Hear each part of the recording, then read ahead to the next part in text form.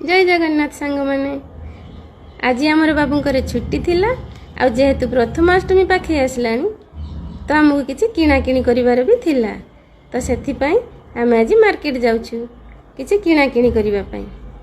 तो प्रथमे आमे आसिक पहुँची जाइथिलु एई ड्रेस दुकान ले आ एठी आमर एई भाई मते गोटे जीन पैंट देखैथिले आ पैंट मते पसंद आसुनी बोली कहिबारु से मते कहउथिले कि न्यू कलेक्शन।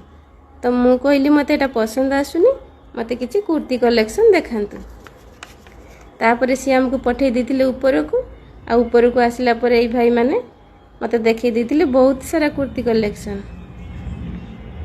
आ ये कुर्ती गुडी को बहुत सुंदर भी हेतिला आ मते पसंद भी आसुथिला। आ मु एठू मो पाई कुर्ती आ मो झियो पाई किछि ड्रेस नै जाइथिली आ एटी ड्रेस नै कि बाहर बाहर मोर नजर पड़थिला ए दुकान साइड रे गोटे भ्यानिटी बैग दुकान ले आ एठी ए भ्यानिटी बैग टी मते बहुत पसंद आसीथिला आ आमे भी ताकू एठू नै जाइथिलु। आ तापरे आमे आसी पहुंच जाइथिलु ए जता दुकान ले आ एठी मु आसी के आराम से बसी पड़ी के जता बाछुची आ मो झियो तार कहउची जे लाइट वाला जता आ मु एठी ए भाई को पचारथिले एथिले लाइट जळिबो तो आ ए भाई कहउथिले हम जळिबो किछि दिन पई। तापरे आमे एठू पळे जाइथिलु परिबा मार्केट कहीं आमको किसी परिबा भी नबार थिला।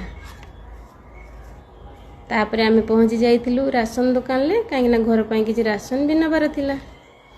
तो फाइनली आमे आसिकी पहुंची गलु घरे आ एते बेल को समय हो जाइथिला दिन 3टा आ आमे भी पूरा थकी जाइथिलु।